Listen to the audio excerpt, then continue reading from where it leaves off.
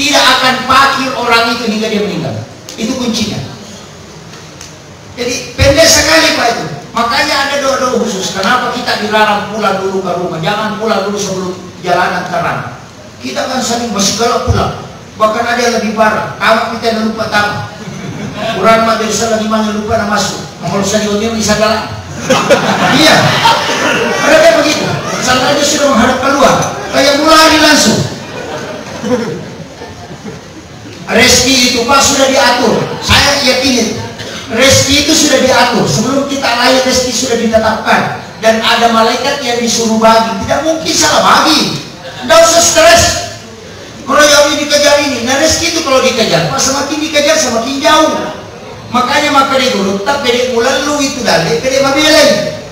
Makanya rezeki itu tidak dikejar, cuma dicari. Kan beda.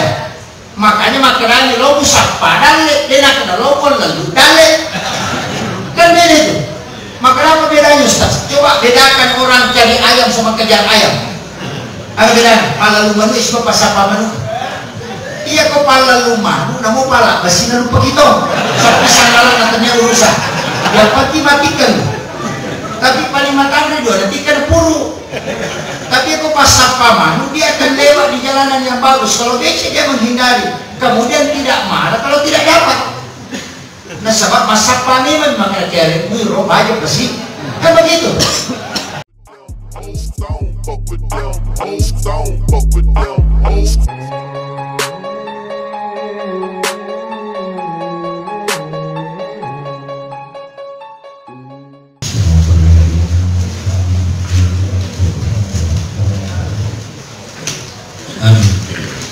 Allahumma nawwir qulubana wa quluba jami'i man hadara fi majlisina hadha bi nuril ma'rifah wa ilmil mukashafah wal basirah wal iman wal islam ya fattahu ya alim iftah qulubana wa qulubahum futuhal arifin Rabbana iftah bainana wa baina qaumina bil haqqi wa anta khairul fatihin. Amin amin ya rabbal alamin.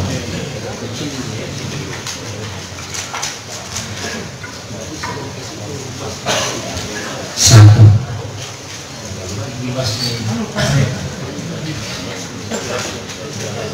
Ada operator minta tolong kita kasih kosong pasnya dulu, terlalu Alhamdulillah, alhamdulillah rabbil alamin, hadratul muhtaramin wal muhtaramat, ikhwanu fillah yang kami muliakan, para alim ulama, para tokoh masyarakat, para imam, anak-anakku sekalian, para santri yang hadir pada kesempatan kali ini. Sebenarnya saya agak berat menyampaikan ceramah atau nasihat pada subuh kali ini. Mestinya saya hadir hanya untuk takzim para guru-guru kita, para ulama kita di Palu ini. Namun sebenarnya saya diminta untuk mengisi ceramah ini dan saya tidak menjadwalkan. Biasanya saya sebelum jadwal itu harus istikharah, jadi tidak semua ceramah itu saya terima sebenarnya. Cuma mungkin saya bersyukur karena di sini ada pembacaan maulid dan ini adalah berkah kita.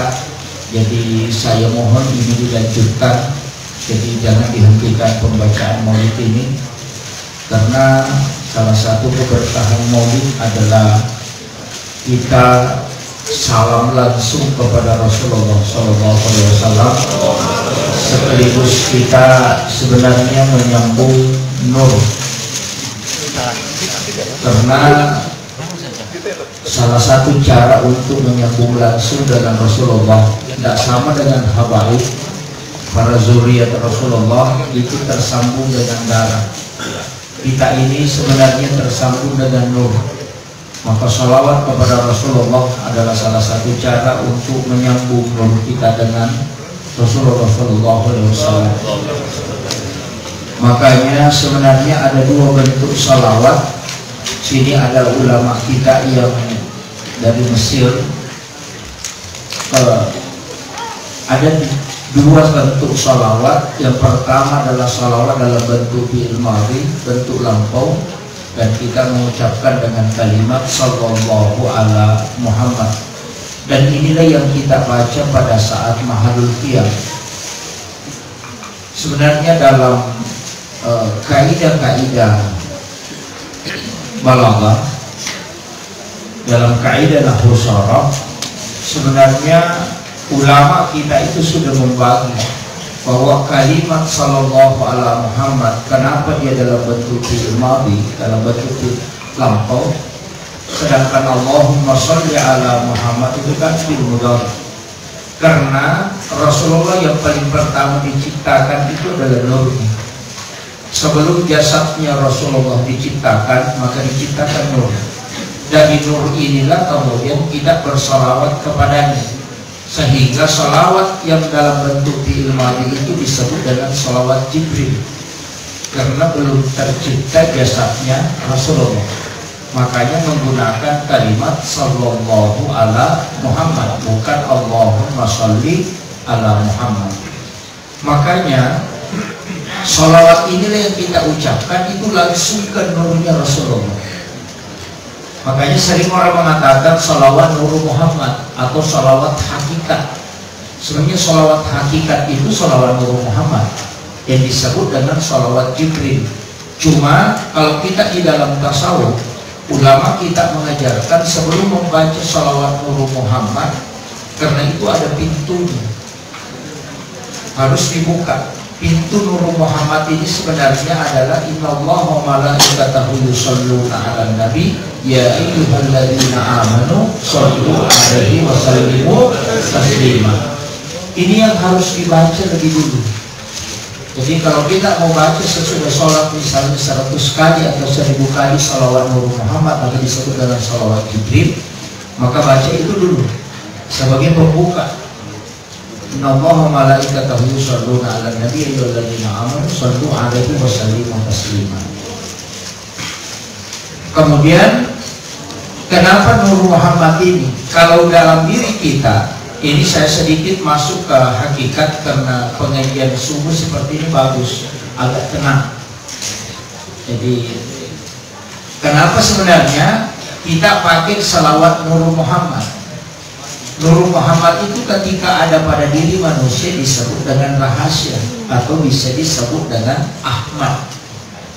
Ahmad inilah yang segala sesuatu diciptakan darinya. Makanya laulaka ya Muhammad ma khalaqtul makhluk. Seandainya bukan engkau Muhammad, itu Allah ulang 3 kali. Baru dia mengatakan ma khalaqtul makhluk, saya tidak ciptakan makhluk di muka bumi. Jadi sebenarnya hakikat yang ada mulai dari diri kita dan yang ada di makhluk ini itu adalah dari Nur Muhammad. Nanti kalau kita kaji sebenarnya lebih dalam, itu ketemu. Makanya saya coba ingin menjelaskan ini agak sedikit mungkin, dan saya tidak bisa jelaskan secara terbuka.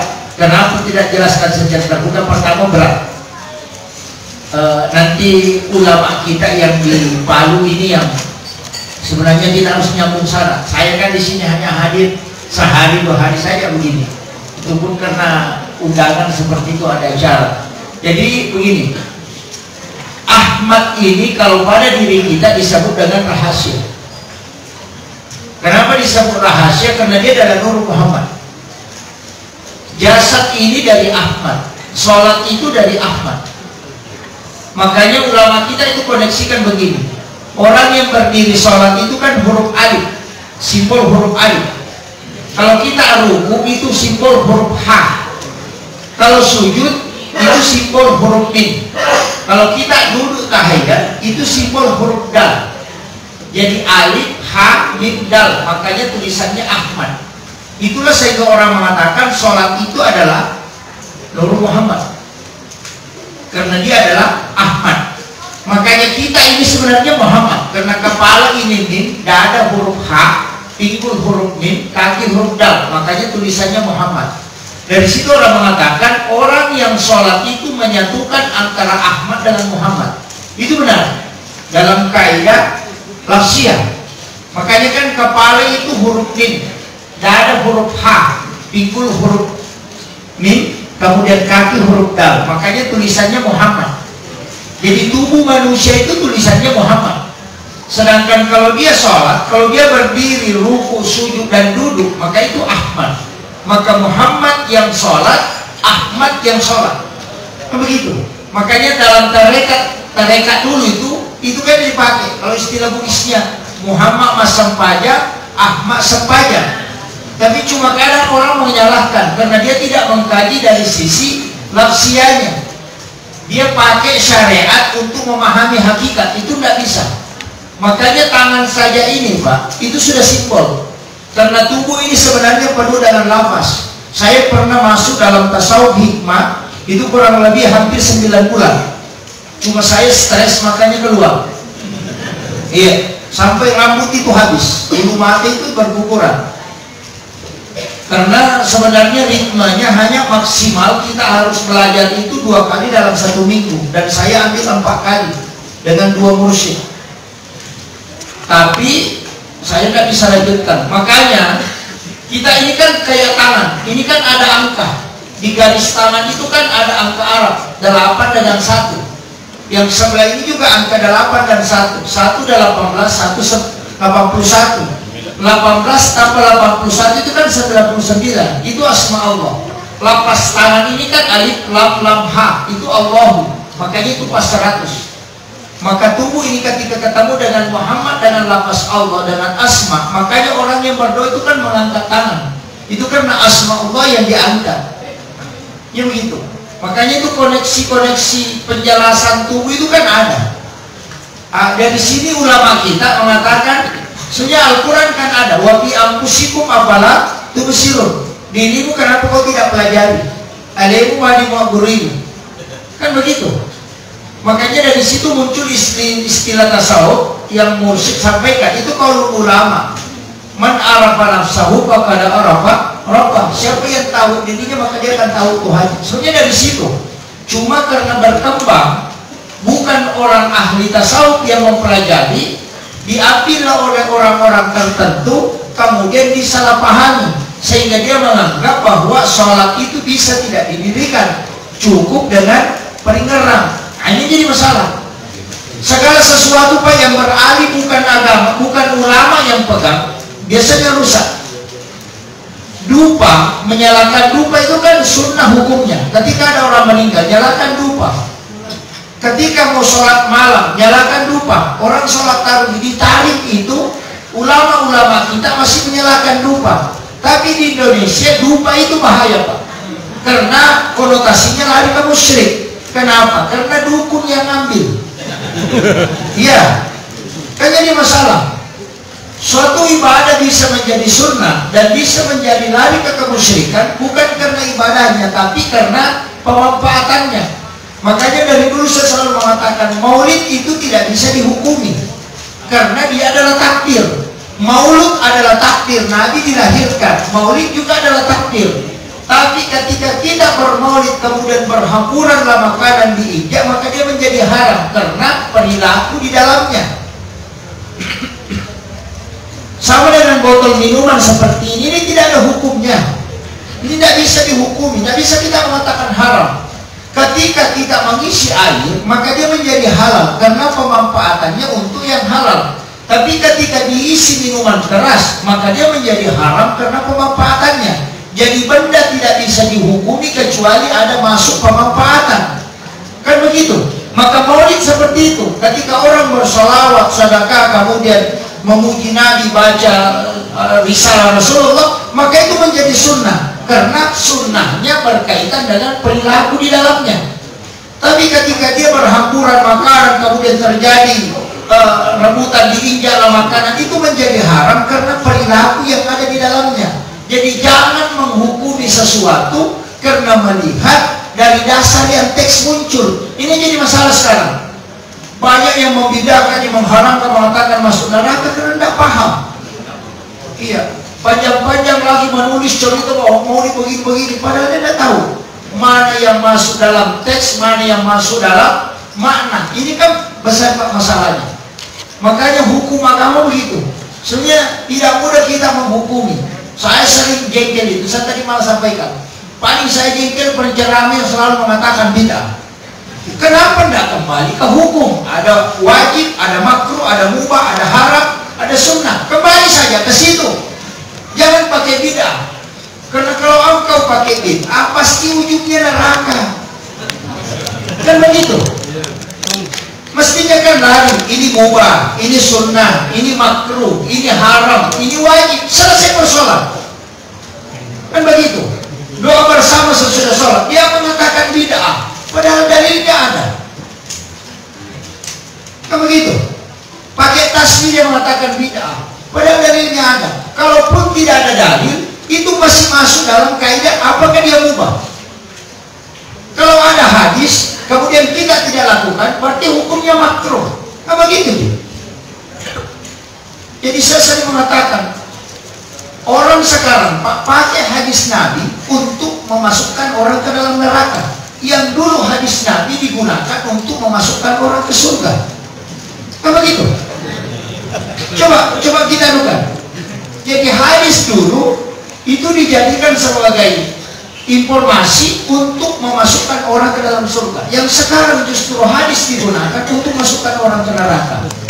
Kalimat la ilaha illallah, Pak. Dulu orang kafir 100 tahun atau 50 tahun dia kafir, dia baca la ilaha illallah Muhammad Rasulullah, dia masuk Islam gara-gara itu. Haram darahnya untuk dialirkan. Tapi kalimat la ilaha illallah sekarang orang jadikan sebagai vonis untuk masuk neraka. Masa itu juga kalimat yang dibaca kita masuk surga, lalu itu juga dibaca masuk neraka? Kalau orang tahlilan kan dianggap musyrik sampai masuk neraka. Masa orang tahlilan dikatakan masuk neraka karena kalimat la ilaha illallah dibaca? Orang yang kafir 10 tahun baca la ilaha illallah bisa jadi muslim.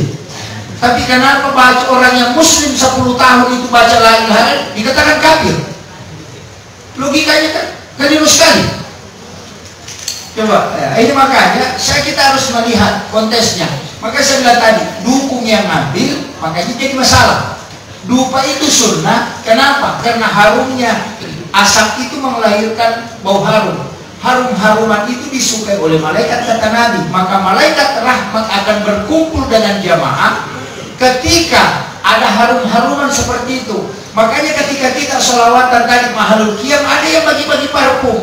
Itu sebenarnya karena sholawat kepada Nur Muhammad, kemudian malaikat rahmat itu, makanya kita harum-haruman. Kan begitu dia.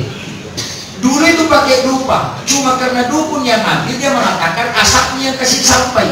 Makanya kalau tidak, dia tidak mau berdoa kalau tidak menyala dupanya. Kalau sudah menyala dia bisa begini, mengatakan ini kalau asapnya ini yang kasih sampai doa. Itu keliru. Jadi musyrik karena kesalahpahaman. Ini tadi kan jadi masalah. Sama dengan songkolo. Yang dulu di Tanah Bugis, songkolo 4 macam. Itu kuning, merah, hitam, dengan putih. Itu kan adalah Ahmad. Itu Nur Muhammad. Kenapa? Itu kan sumbernya dari diri kita. Kita kan diciptakan dari api, dari angin, dari air, kemudian dari tanah. Simbol air itu putih, simbol tanah itu hitam, simbol api itu merah, simbol angin itu kuning. Makanya 4 warna ini sebenarnya adalah penciptaan, dan itu masuk ke Ahmad. Makanya songkol 4 macam ini sebenarnya itu adalah pesan bahwa dia dari Nur Muhammad. Cuma karena disalahpahami, di model bentuk buaya baru dibawa ke sungai, jadi rusak lagi. Kan begitu. Jadi di situ diletaknya, Pak. Makanya ketika agama ini disetir oleh bukan ahli agama, maka itu bisa jadi fatal. Makanya saya selalu mengatakan ulama harus hadir di tengah-tengah umat. Tidak boleh dia terpisah. Di tradisi dia harus masuk. Karena agama ini ketika dia berbicara syiar Islam, maka dia harus bersentuhan dengan budaya. Tapi kalau dia bicara syariat, budaya harus di stop. Kenapa? Budaya tidak boleh mencampuri persoalan ibadah. Tapi persoalan syiar boleh dia masuk. Kan begitu. Jadi jangan coba-coba campur tradisi dengan ibadah. Dalam ibadah mahda itu jangan, tidak boleh. Kalau dalam persoalan syiar Islam silahkan. Seperti ini tadi, ada pukulan gendang, ada ini masuk syiar Islam saja. Bagaimana musik itu tidak diarahkan ke yang haram? Karena sampai selama ini kan selalu diperdebatkan, mengatakan bahwa lagu-lagu itu haram. Kalau lagu itu haram, Pak, kenapa seluruh negara punya lagu kebangsaan? Iya, mestinya Arab Saudi juga itu sudah haram karena dia bikin lagu kebangsaan. Ini tidak bisa dihukumi haram semuanya. Makanya inilah ulama kita dari dulu sampai hari ini, Pak. Saya selalu karena saya terus terang, saya NU. NU itu fikihnya 4 mazhab, Syafi'i, Maliki, Hanafi, Ahmad bin Hanbal. Walaupun dia mayoritas ulama NU itu sebenarnya fikih mutlaknya Syafi'i, tapi dia mengakui 4 mazhab. Dan dia bertasawuf. Tasawufnya itu termasuk Imamul Ghazali. Kan begitu. Makanya kita sebenarnya tidak boleh lepas dari situ. Karena kalau tasawuf ini diharamkan, bahaya, rusak agama. Cuma dia tidak boleh dipahami secara konteks syariat. Makanya ilmu hakikat ini harus tetap pada kajiannya. Tidak boleh dicampur-campur. Saya kasih contoh sederhana. Ulama fikih itu kalau singgah di warung, dia makan, yang penting halal. Sudah makan baru bayar, tidak masalah. Kalau ulama tasawuf itu pantangan, mesti bayar dulu baru makan. Itu ulama tasawuf. Apa bedanya? Ulama tasawuf menghukum begini: ketika engkau makan dulu baru bayar, itu sama dengan kau mengambil mangganya orang, nanti sudah kau makan baru kau minta. Kan begitu. Kalau kita kan dipikir yang penting halal, makan dulu baru bayar, tidak masalah. Makanya di KFC itu sebenarnya itu ahli tasawuf yang buat itu. Ya, karena makan dulu, bayar dulu baru makan, kan? Nah ini jadi masalah. Di ulama tasawuf itu tidak boleh singgah di WC masjid buang air kecil, tidak boleh. WC masjid itu tidak boleh ditempati buang air kecil, karena air yang ada di situ adalah sedekahnya orang. Kemudian yang kedua, kau singgah di masjid untuk mengotori tempat itu. Sampai-sampai di masa Covid dulu kan semua masjid hanya jadi WC, karena tidak boleh sholat tapi boleh singgah buang air kecil. Ya kan begitu dulu. Menjadi masalah. Kalau ulama fikih, kalau saya buka di fikihnya Syafi'i, dia mengatakan makruh. Tapi kalau mau selamat, kalau singgah buang air kecil di WC masjid, usahakan berwudu. Karena berwudu itu sunnah. Ketika kau berwudu baru tinggalkan tempat, berarti kau melakukan sunnah, meninggalkan yang makruh. Kan begitu. Jadi fikih itu bisa mengakali itu. Buang air kecil, berwudu dulu baru pergi, supaya kau melakukan sunnah, tidak melakukan yang makruh. Kalau Syafi'i kan sehingga buang air kecil itu makruh kalau di WC masjid. Kecuali memang ada WC umum, dia terpisah dengan WC masjid. Makanya dia buka WC umum, maka itu juga masjid seperti itu bisa menerima zakat. Yang ada pengajian di dalam, yang ada TPA-nya itu boleh menerima zakat, karena di situ untuk pemanfaatan sosial. Kan begitu. Makanya kalau fikih kontemporer masuk ke situ, Pak. Saya itu sampai pernah baca stres baca fikih kontemporer. Kenapa? Karena hampir 80% yang fikih klasik itu berbeda dengan fikih kontemporer. Iya. Makanya saya minta ke pencerahan tidak usah baca itu. Iya. Tidak usah baca karena agak berat. Kalau Pak Kiai beliau bisa baca karena beliau dari kuat dasar fikihnya dari Mesir, kuat mazhabnya pasti kuat. Mesir itu bagus sekali, Pak, karena kuat. Jadi yang bahaya itu kalau yang satu paham, ini bahaya. Agama kan begitu, harus dijelaskan betul secara pendekatan fikih. Kemudian begini, kenapa waktu subuh ini berat? Ada kalimat hamka itu yang sering saya pakai. Profesor Dr. Hamka almarhum berkata begini: kalau mau cari orang Islam, cari kalau lebaran. Tapi kalau mau cari orang beriman, datang ke masjid kalau subuh. Itu kata beliau.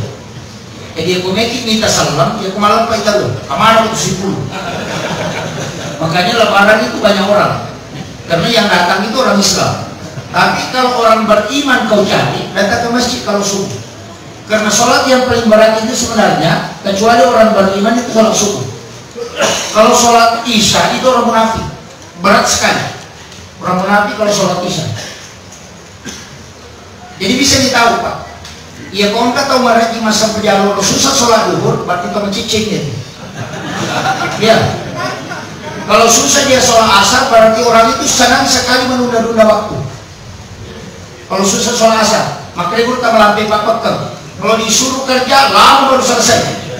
Makanya kalau orang susah sholat asar, jangan coba-coba pinjami utang. Kapan? Dia tidak bisa bayar. Pasti selalu menunggu. Iya. Makanya ulama kita dari dulu dia mengatakan, teslah dia dari sholatnya. Makanya ada di masa pemerintahan Umar bin Abdul Aziz, itu mentes pemimpin Pak, propertes namanya ya. Sekarang, kalau sekarang KPK pakai itu. Dulu itu enggak serumit sekarang. Orang dites ditanya, enggak. Cuma dikasih biji kurma, dibagikan. Siapa yang mau jadi gubernur? Baru dikasih biji kurma. Baru dikasih tahu, kau pulang ke rumah tanam, rawat dia baik-baik. Siapa yang paling subur nanti kurmanya, dia jadi pemimpin. Sekalinya dia kasih pulang, 2 bulan kemudian datanglah waktunya dia antar. Ternyata yang pertama datang itu 3 lembar daunnya. Langsung dia mengatakan, wah ini saya berhasil ini. Yang datang kedua itu hanya 2 lembar daunnya. Kemudian yang ketiga tidak datang, yang keempat datang tapi tidak tumbuh. Tidak tumbuh kurmanya, cuma potnya yang dia bawa. Makanya ketawa 2 orang ini. Langsung Umar bin Abdul Aziz mengatakan yang menjadi pemimpin adalah yang tidak tumbuh kurmanya. Stres ini yang 2. Dia bilang, tunggu dulu. Kenapa dia yang dipilih dan tidak hidup kurmanya? Apa kata Umar bin Abdul Aziz? Biji kurma yang saya kasih 2 bulan yang lalu itu saya sudah masak 1 malam, tidak mungkin tumbuh. Iya, tidak mungkin tumbuh. Yang 3 lembar ini berarti kau sudah tanam, sudah periksa, tidak tumbuh kau ganti, karena hanya berniat ingin jadi pemimpin. Kau tidak gitu. Yang kedua ini nanti lama baru dia akali, muncul sifat masalahnya. Kalau kau pemimpin nanti pasti di akhir-akhir kau korupsi. Kalau yang pertama tadi dari awal kau pasti korupsi. Yang ketiga saya tidak pilih karena dia tidak bertanggung jawab. Karena dia tidak tumbuh, dia bilang jangan pergi karena tidak tumbuh saya. Berarti pemimpin yang tidak mau bertanggung jawab. Ini yang ketiga bertanggung jawab dan jujur. Makanya saya tunjuk dia jadi pemimpin. Begitu caranya dia tes Pak. Iya. Sekarang ini nggak tahu.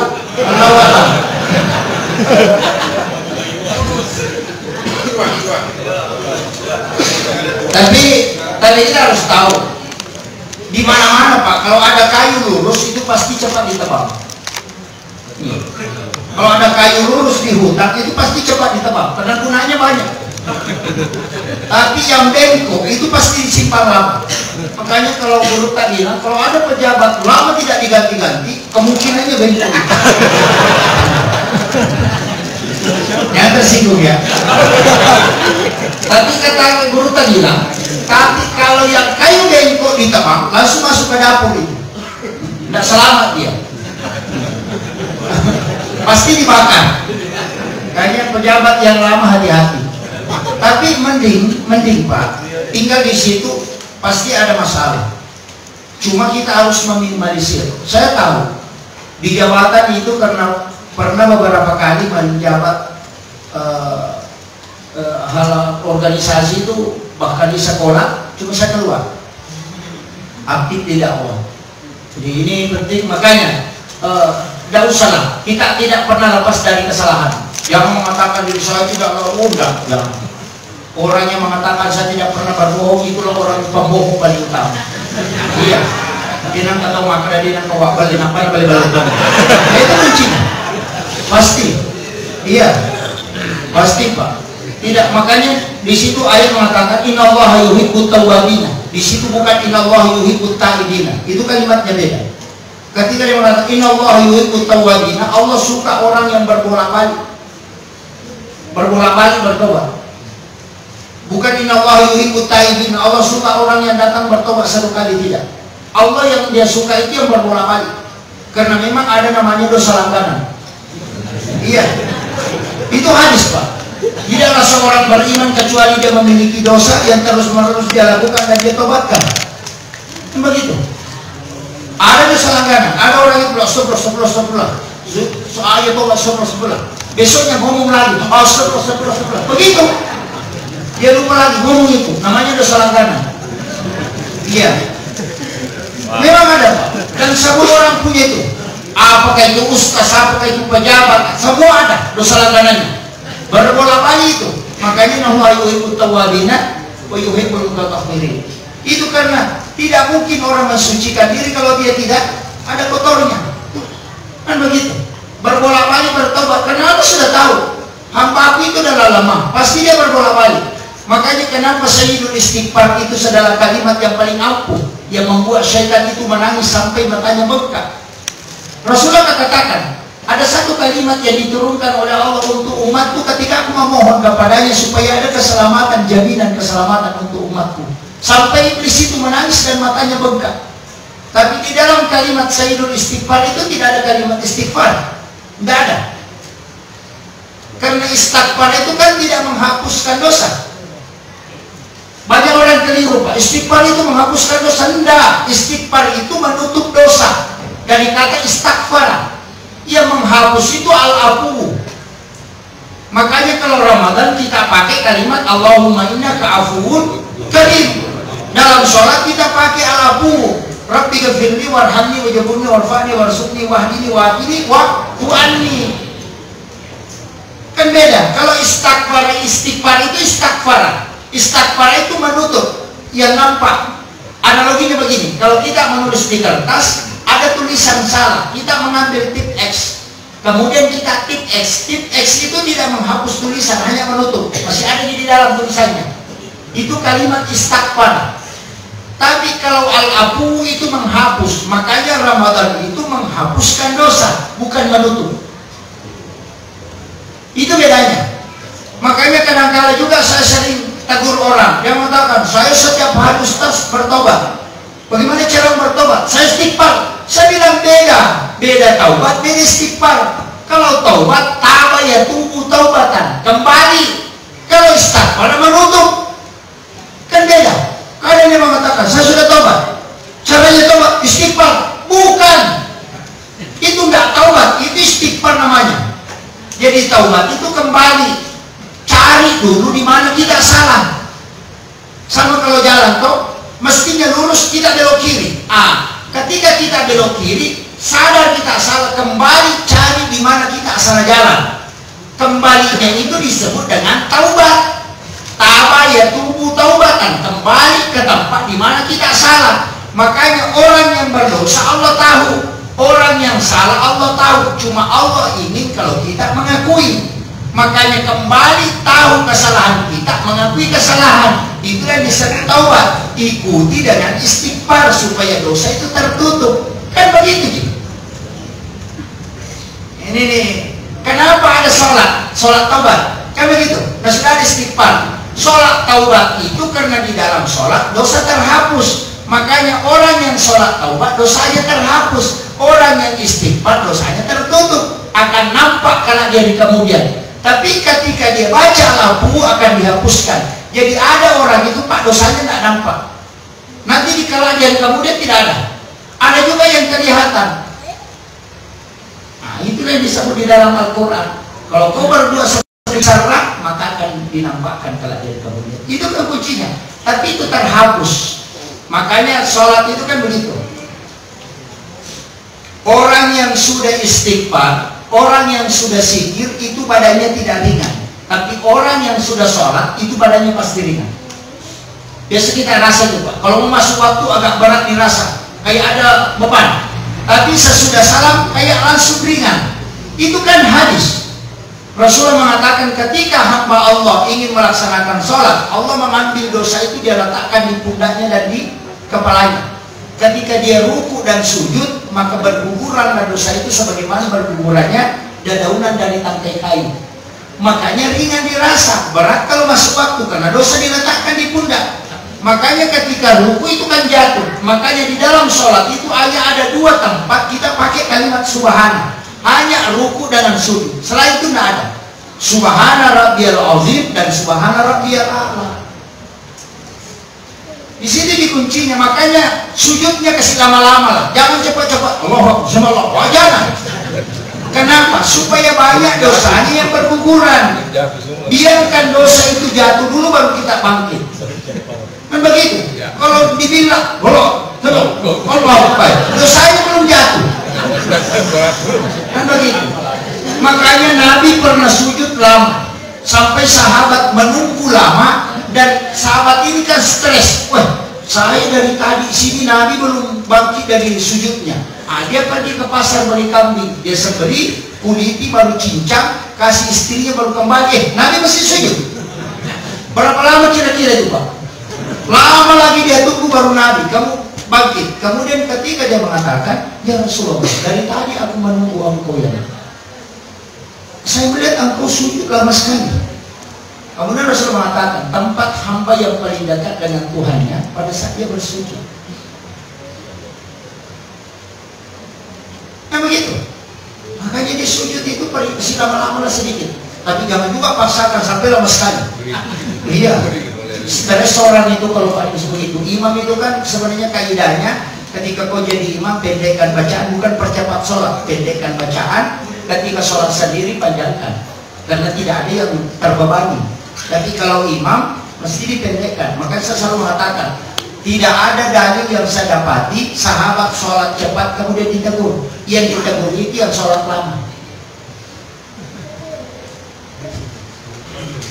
Gitu. Makanya imam tidak usah terlalu lama. Apalagi kalau di pinggir jalan. Cuma lamanya di masa Nabi itu kan 60 ayat. Kalau kita yang lama itu 10 ayat. Memang beda, karena iman, standar imannya yang beda. Iya, standar iman. Makanya kalau orang mengatakan sabar itu ada batasnya, enggak, sabar itu tidak ada batasnya. Yang terbatas itu iman, sehingga mempengaruhi sabar. Nah begitu. Seandainya sabar ada batasnya Pak Bu, Nabi itu sudah tidak bisa bersabar. Kalau ada batasnya, tapi Nabi karena imannya kuat, makanya sabarnya kuat. Kan begitu.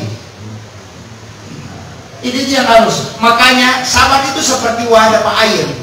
Kalau kolamnya besar, airnya banyak ditampung. Tapi kalau kolamnya kecil, airnya sedikit. Kan begitu. Sabar begitu. Ketika iman besar kuat, maka sabar itu kuat. Karena dia adalah wadahnya. Jadi dia mengatakan, sabar juga Pak Ustaz, ada batasnya. Tidak ada batasnya sabar. Yang ada batasnya iman. Ketika imanmu lemah, sabarmu sedikit. Kan begitu. Ini nih yang menekan.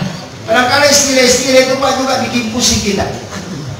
Karena bukan masalahnya dia jadikan masalah. Kemudian waktu sebentar mengatakan tadi Sayyidul Istighfar, Allahumma anta rabbi la ilaha illa anta khalaqtani wa ana abduka wa la abika wa adika mastata'tu wa usbika bisari masanatu abu laka bi nikmatika alayya wa abu laka bi zambi wa rabbil fa innahu la yaghfiru dzunuba illa anta.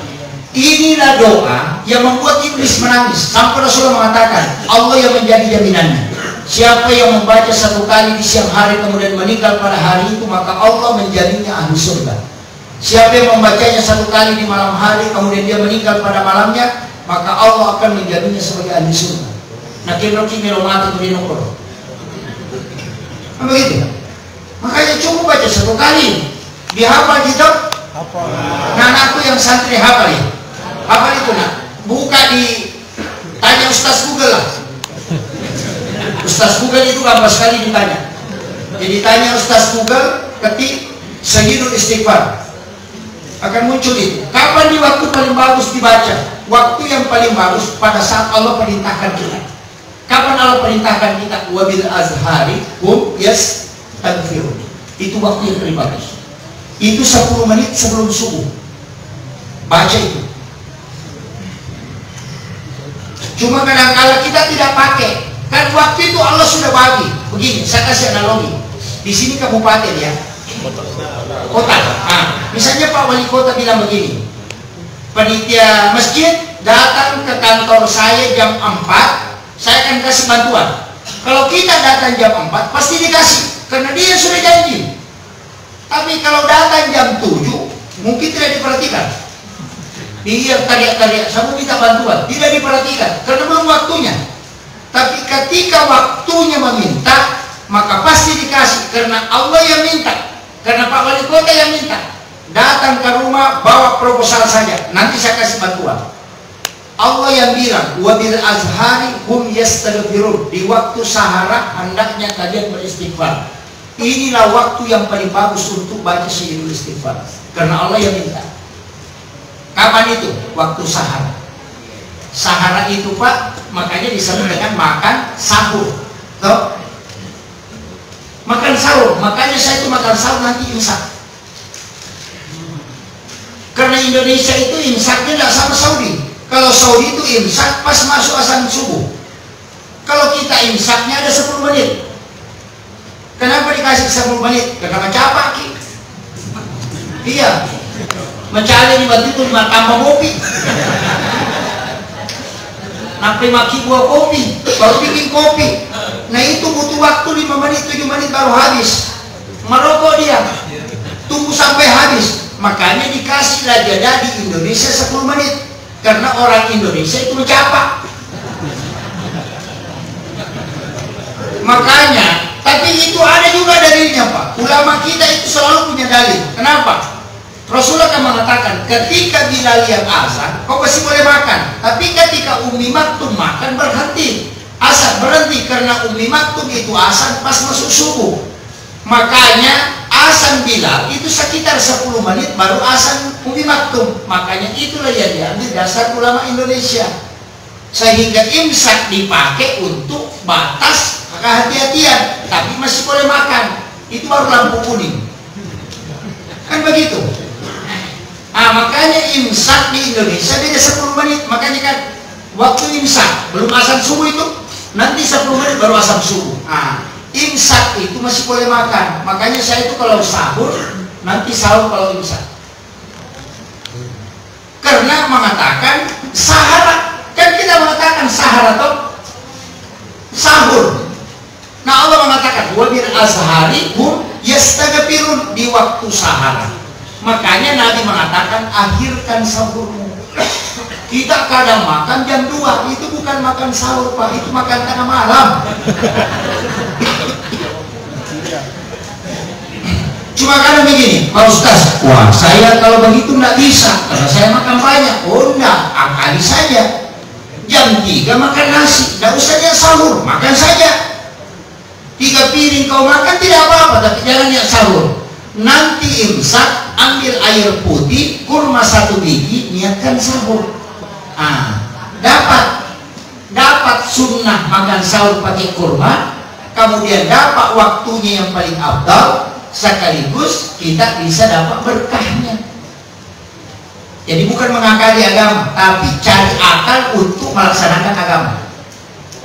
Ini kan beda. Jadi saya begitu Pak, kalau makan saja jam 2, jam 3 silahkan makan. Makan baru sholat tahajud silahkan. Sudah itu, nanti ambil air Zam-Zam lah, yang paling bagus. Yang paling bagus itu rendam kurma kalau sudah sholat isya. Ambil kurma 3 biji rendam, pakai air Zam-Zam, baru ditutup, simpan. Nanti sahur baru dimakan kurmanya yang 3 biji, baru minum airnya. Itu obat. Ini nih yang banyak orang tidak pakai. Itu pakai air Zam-Zam. 1 gelas saja, beli saja yang 5 liter, itu tidak habis sampai selesai lebaran. Iya, 1 gelas saja. Begitu, karena kurma itu kalau dimakan ganjil itu jadi obat, kalau ganap tidak jadi obat. Itu sudah diteliti. Karena sel kurma itu selalu beda. Ini nih, itu makanya sama. Hadis Nabi itu mengatakan ketika ada lalat di minuman, dia masuk celupkan. Karena salah satu sayapnya itu kan ada obat, di salah satu sayapnya ada racun. Cuma ulama kontemporer bilang tunggu dulu, lalat di masa Nabi itu hinggapnya di pasir. Kalau di Indonesia banyak tempatnya, racun semua itu. Itu lagi jadi masalah. Kalau saya tidak ada kan, makanya kajian-kajian temporer itu bikin kita stres. Ya begitu. Kemudian tadi ini waktu sahara, makanya waktu yang paling bagus di situ adalah istighfar. Baca sayyidul istighfar. Makanya subuh ini Pak, kenapa istimewa? Karena itu 2 shift malaikat ketemu. Jadi malaikat penjaga malam turun, kan sudah turun di waktu asar. Dan itu belum kembali. Malaikat penjaga siang turun itu di waktu subuh. Maka ketemulah 2 kelompok malaikat di waktu subuh. Makanya subuh itu sering sekali ngantuk. Karena malaikat itu ketika dia hadir di tengah kita itu sakinah. Makanya enak sekali tidur. Makanya orang kalau mau azan subuh, dia buka mata dan bilang, masih ada 10 menit tidur dulu. Nanti siang tidur bangun. Kenapa? Itu bukan pengaruh setannya, tapi pengaruh resonansi nur malaikat yang membuat kita tertidur. Sama dengan masjid, sama dengan sholat Jumat. Kenapa orang sholat zuhur itu tidak ngantuk, tapi kalau di Jumat itu ngantuk sekali? Karena para malaikat itu masuk ke dalam masjid. Kan begitu. Makanya salah satu tanda Lailatul Qadar, kalau mau tahu kapan ada malam kita susah sekali ngantuk, itu salah satu tandanya. Itu kuncinya, Pak. Makanya kadang kita sudah bersiap-siap tidur siang, lah mau ke begadang nanti malam supaya itikaf. Baru jam 10 sudah tidur. Tidur siang, tidur malam pula dia. Kenapa? Karena resonansi nur malaikat itu yang membuat kita tenang. Makanya rumah yang panas kita tempati itu karena kurang baca ayat kursi dan sholat di dalam atau baca Quran. Kan bisa. Kenapa di luar masjid panas, masuk ke masjid dingin? Walaupun perlu pakai AC. Iya. Coba matikan AC, ketika panas di luar, masuk ke rumah dan masuk masjid, hawanya pasti beda.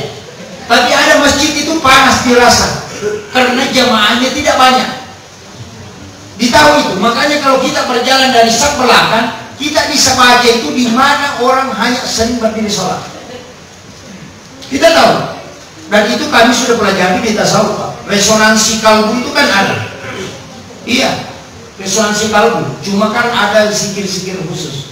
Saya pernah diajar guru tak, karena guru tak senior itu saya kaget. Kok ada ulama begini ya? Jam 9 malam, jam 8 malam itu tidur. Jam setengah 10 sudah bangun. Itu sudah tidak tidur sampai subuh. Dan tidak pernah tidur siang. Tapi tidak pernah menguap. Kita ini tidur malam, tidur siang masih menguap. Oh ternyata resepnya ada. Itu surah Al-Insyirah. Beliau itu makan hanya 3 suap. Jadi makannya itu cuma 7 suap sehari semalam. Sarapan 1 suap, kemudian makan siang itu 3 suap, makan malam pun 3 suap. Itu yang dia lakukan. Tapi kalau kita kan mengatakan, makanya saya itu Pak, diajar sama guru tak. Kalau mau kuat fisik, batasi makan, cukup seperti gemuk. Seperti gemuk saja kau makan supaya kuat fisik. Orang yang banyak makan itu cepat drop. Iya. Itu kuncinya Pak. Dan cara mengendalikan syahwat itu ada di makanan. Itu kuncinya. Tapi kalau tidak bisa pakai jangan. Nanti stres. Iya. Saya pernah di tes guru tak itu 28 hari tidak makan tidak minum. Hanya pakai air Al-Kausar ini. Karena di akhir zaman orang pakai itu zikir sebagai makanan. Nah, itu kan hadis. Dan itu yang dilakukan ulama sufi. Imam Ghazali itu 40 hari 40 malam tidak makan tidak minum. Itu masih hidup. Syekh Al-Qatini itu kan yang tidak punya jantung masih hidup. Ini dari Yaman ini. Tidak punya jantung. 7 tahun tidak punya jantung hidup. Dokter itu pusing. Orang ini hidup pakai apa? Jantungnya sudah lepas, masih hidup. Jadi makanya jantung itu bukan kehidupan. Dan terbukti Pak, terbukti sudah ada zuriat Nabi yang hidup tanpa jantung selama 7 tahun dan keliling berdakwah dan tidak ada jantungnya. Makanya ilmiahnya sebenarnya kan ilmiah enggak, agama itu Nabi Ibrahim itu kan masuk ke dalam api. Apakah apinya padam? Enggak, menyala. Tapi kenapa? Sifatnya api membakar yang dicabut oleh Allah. Makanya tidak membakar. Sama kan Nabi Ismail ketika disuruh Nabi Ibrahim menyembelihnya. Tapi pisaunya kan tajam sampai dia bisa belah batu. Tapi ketika di lehernya Nabi Ismail tidak makan. Bukan pisaunya yang tumpul, bukan juga lehernya yang kebal, tapi sifat yang mengirisnya dicabut. Kan begitu. Makanya Pak Kahar Musakar itu salah satu pejuang DITI itu sama menurut kakeknya dulu Yusuf itu ditembak sama Belanda kurang lebih 1 menit habis pelurunya. Bukan Belanda, TNI ditembak sama TNI itu 1 peleton orang tembak sampai 10 menit habis peluru tidak tembus. Apa baca-bacanya? Tidak ada. Dia cuma bilang ketika lihat senjata, ia roh senjata kau maki gua ia watak kali ku Allah Taala. Dia namun kiasi ku Allah Taala kiguan. Ternyata tidak kapus Pak. Itu karena keyakinan. Kalau guru takimun apa yang dia bilang? Saya ketika melihat senjata saya yakini. Maka danamu masih di tahun ini melosolami kak kodena pakai lori ku Allah Taala dia merigat. Dan ternyata itu selamat. Hal seperti ini karena keyakinan dan tawakal. Itu kuncinya Pak. Makanya tawakal dengan yakin itu beda. Kalau orang yakin itu masih bisa tembus. Tapi kalau tawakal tidak, karena dia berserah. Makanya Nabi Ibrahim ketika mau dilempar ke api, banyak orang pakai doanya itu. Dia mengatakan doanya Nabi Ibrahim, kulna ya nabu kuni bardan selamat. Itu bukan, itu ucapan Allah. Yang doanya Ibrahim itu hasbiyallah nikmal wakil nikmal maula wa nikmal nasir. Makanya kalau naik kendaraan jatuh baca itu, insya Allah tidak apa-apa. Iya, itu yang dipakai orang tua dulu. Karena menurut gasaku baca begitu, dia berkali. Itu yang dipakai dari dulu. Tapi ini jangan dipakai untuk nakal ya. Ini ada anak sekolah yang sampai jam berapa Pak? Ini sudah 6:30. Saya tanya sampai jam berapa? Jam 7 baru start. Tiada bantah. Tidak, saya maksimal sekali tambah 15 menit lah. Ya Ustaz, ini ada kegiatan-kegiatan. Kemudian bahaya di jemaah. Saya ambil kembali tadi. Makanya dalam agama ini Pak, ada waktu-waktu khusus kita. Memang Allah sisakan kita untuk hambanya. Saya selalu mengatakan begini, 4 waktu jangan sia-siakan. Menjelang maghrib, antara maghrib isya, menjelang subuh, dan sesudah subuh sampai pagi. Jangan sia-siakan. Manfaatkan betul itu. Di menjelang maghrib itu kan ada 3 surah yang harus dibaca. Ulama kita mengatakan 4. Saya ambil pilih yang 4-nya. Wasyams, wal-laili, Qul a'udzu falaq dan Qul a'udzu nas. Siapa yang membaca itu ketika matahari mau tenggelam, sudah memerah dan mau tenggelam, baca 4 surah itu. Siapa yang membaca 4 surah itu maka rezekinya seperti air hujan, itu tidak terputus. Itu kuncinya. Makanya manfaatkan itu. Kalau menjelang subuh, kenapa kita disuruh istighfar? Sebenarnya akan di situ kalimatani habibatani bilisan sakilatani bilisan habibatani rahmah. Ada kalimat yang simpel sekali, mudah diucapkan oleh lisan, tapi hanya 2 kalimat. Subhanallah wa bihamdihi, subhanallahul azim, disempurnakan dengan astagfirullahaladzim. Itu 100 kali. Kapan dibaca? Kalau sudah sholat sunat subuh, ini paling bagus.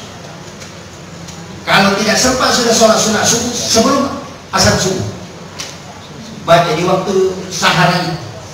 Di situ kita baca 100 kali. Tidak akan pakir orang itu hingga dia meninggal. Itu kuncinya.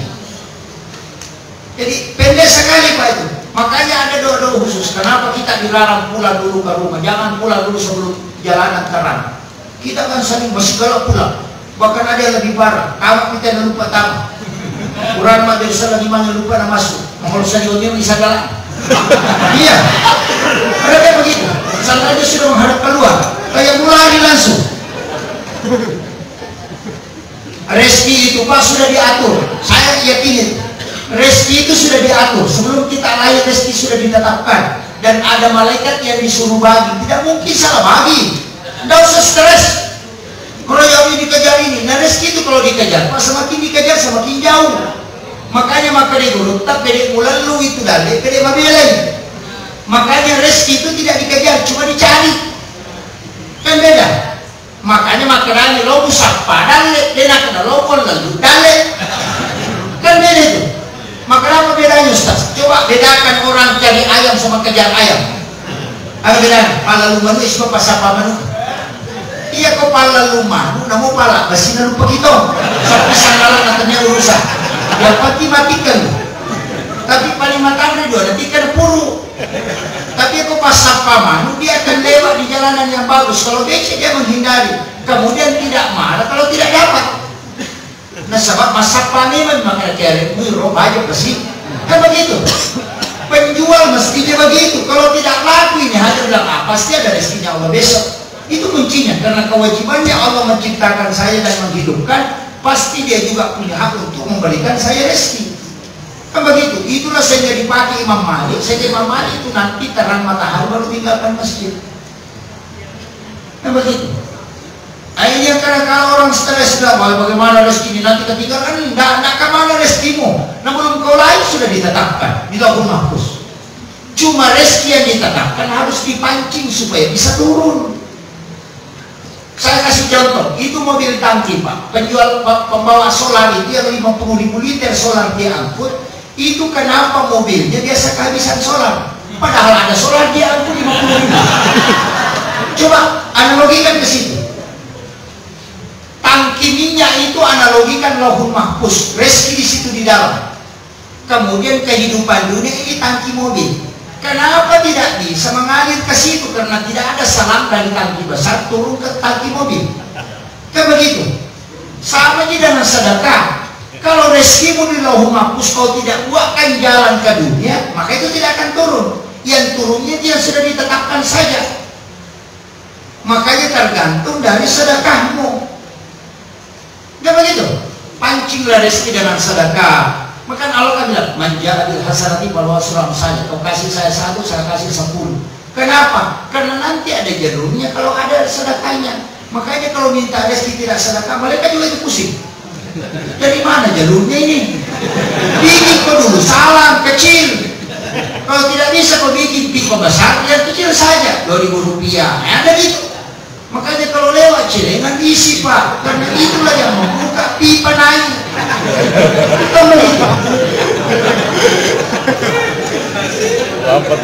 Kalau 2.000 kan pipet, kalau 10.000 itu pipa.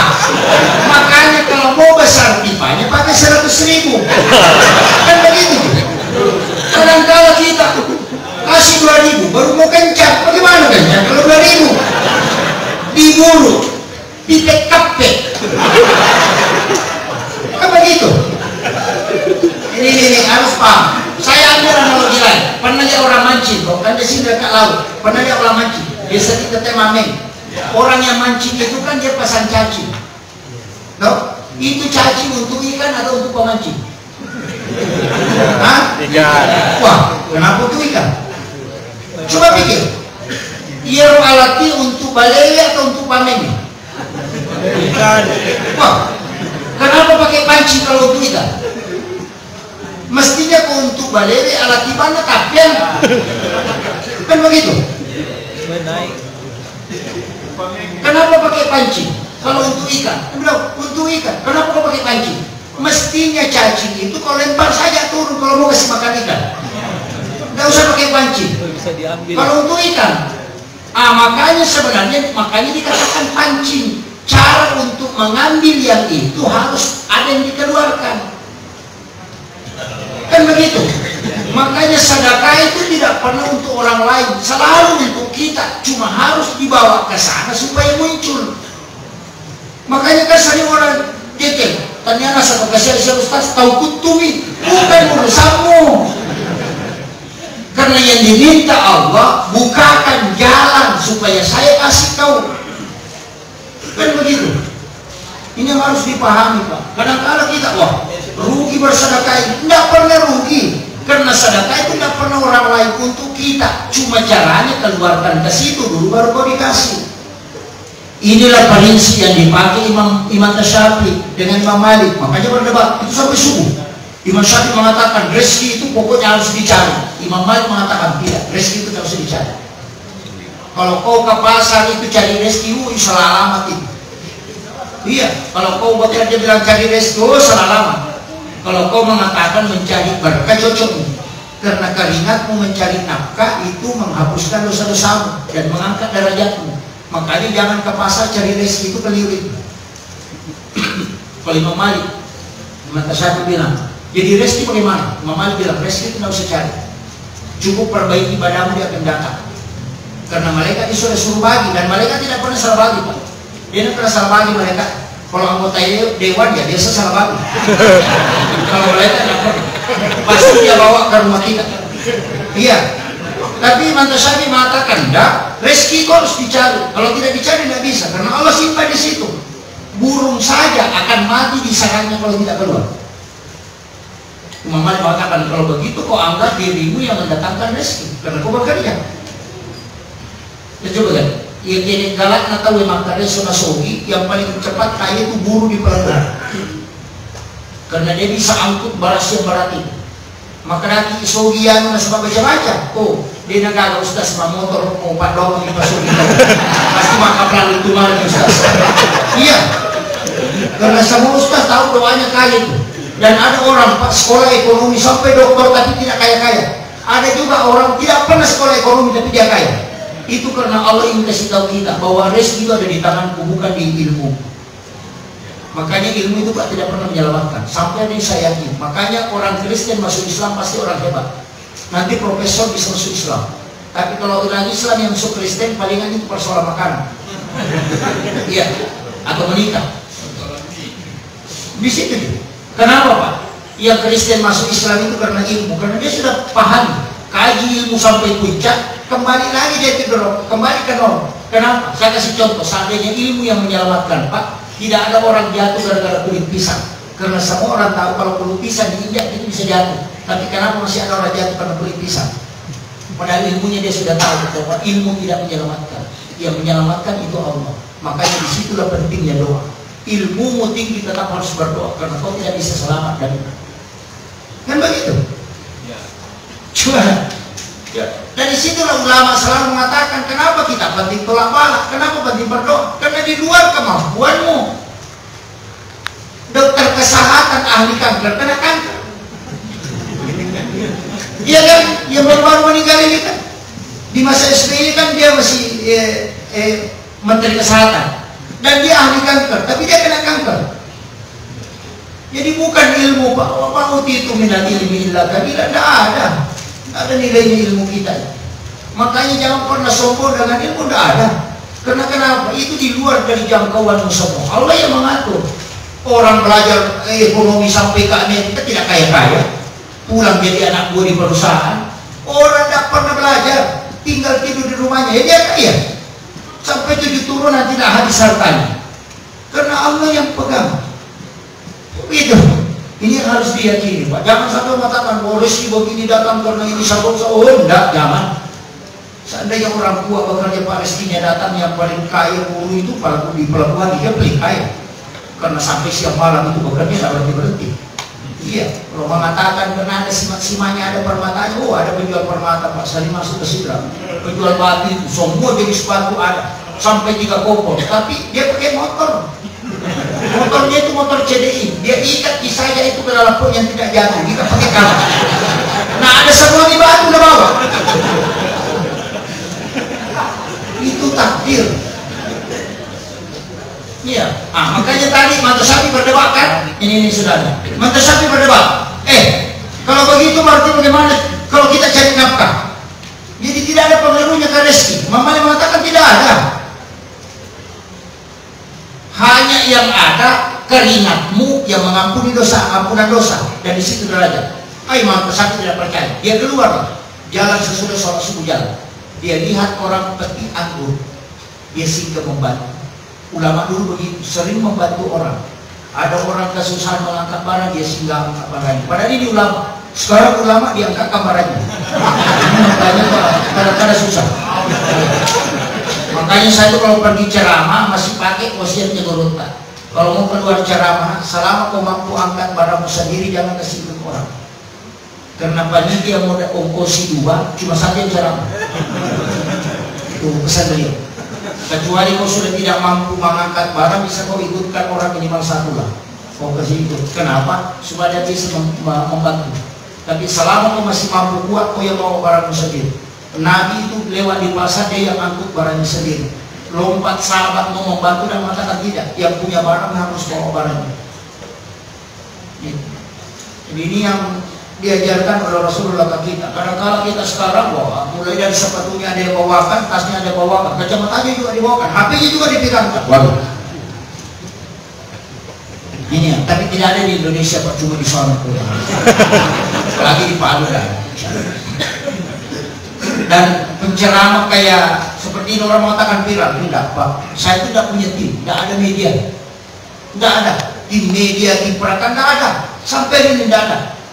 Akun-akun YouTube itu untuk buah-buah ini, foto-foto, tidak ada. Saya tidak punya. Yang bikin itu cuma jemaah kayak begini, ada yang rekam, dia yang sebar, begitu saja.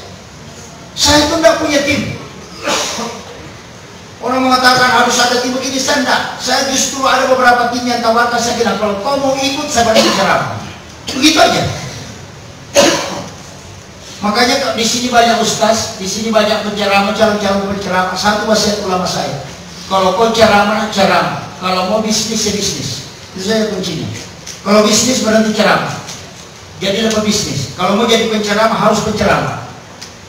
Bisa begitu. Makanya saya itu dua pantangan. Jangan dijemput. Yang kedua, jangan pernah tanyakan amplop. Ini kuncinya.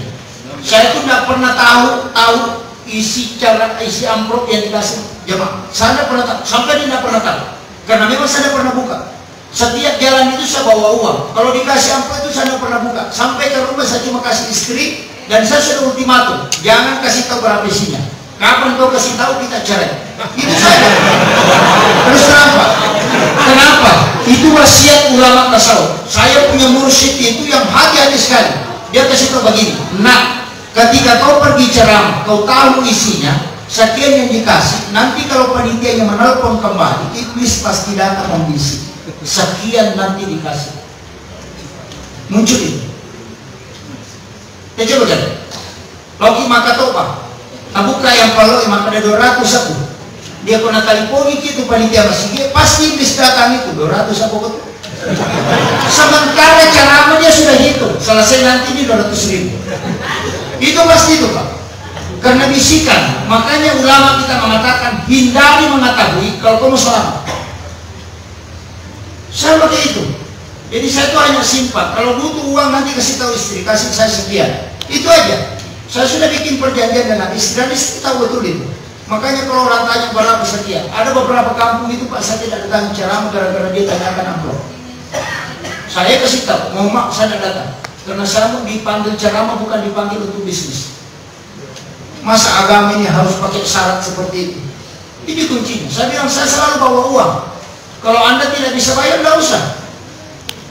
Yang penting saya ada waktu, ada kesempatan, saya ke situ. Begitu, makanya ulama kita dari dulu ingatkan itu. Dan ilmu itu, nah, dia kasih tahu, ilmu itu kalau sudah dibayar, nah, pasti tidak ikhlas.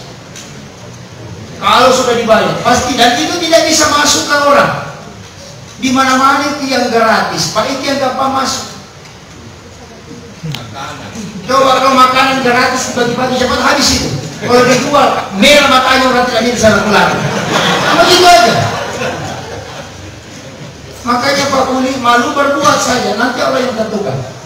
Itu di kuncinya. Makanya kan begitu. Imam Tasawuf keluar cari bantu orang. Dikasih anggur 1 keranjang. Dia bilang, ini benar pendapatku. Imam Malik tinggal di masjid tidak dapat. Saya keluar bantu orang dikasih rezeki. Rezeki itu harus dicari. Dia bawa keranjang itu ke depannya Imam Malik untuk membuktikan. Baru dia letakkan di atas meja. Imam Malik langsung bilang, itu pasti anggur. Mas Syafi'i bilang betul. Bilang Imam Malik, tadi saya sudah sholat subuh, saya pengen makan anggur, makanya saya berdoa. Anggurnya datang ke sini, saya tidak berdoa. Imam Syafi'i itu kan stres. Oh, betul juga ya. Saya yang keluar setengah mati cari Pantura, baru angkut lagi ke sini. Imam Malik duduk di rumahnya dia bisa makan. Inilah yang dianggap bahwa rezeki itu kalau kau mengurus agama Allah, dia akan datang sendiri. Itu, tidak usah khawatir. Itu kuncinya. Tapi kan ada kalimat, ini penutupnya. Ada kalimat yang Imam Malik. Sesudah sholat subuh saya kepingin makan anggur. Makanya saya berdoa. Pertanyaannya, doa apa yang dibaca Imam Malik sehingga rezeki itu datang? Itu yang dicari. Saya tidak kasih tahu. Kamu tahu? Ada doanya. Allahumma kfini bihalalika an haramika wa ghanini bi fadlika amman siwak. Baca 70 kali sesudah sholat Jumat. Baca 7 kali setiap sesudah sholat Jumat. Rezeki dia akan datang. Itu kuncinya. Akhirul kalam, Allahumma biqil aqwamil karim. Assalamualaikum warahmatullahi wabarakatuh. Waalaikumsalam warahmatullahi wabarakatuh. Waalaikumsalam warahmatullahi wabarakatuh. Terima kasih kepada Ustaz Muhammad Yusuf atas ceramahnya. Semoga Allah Subhanahu wa taala berikan kesehatan, kemudahan, berikan rezeki yang melimpah insyaallah, dan akan kembali ke tempatnya dengan selamat walafiat. Amin ya rabbal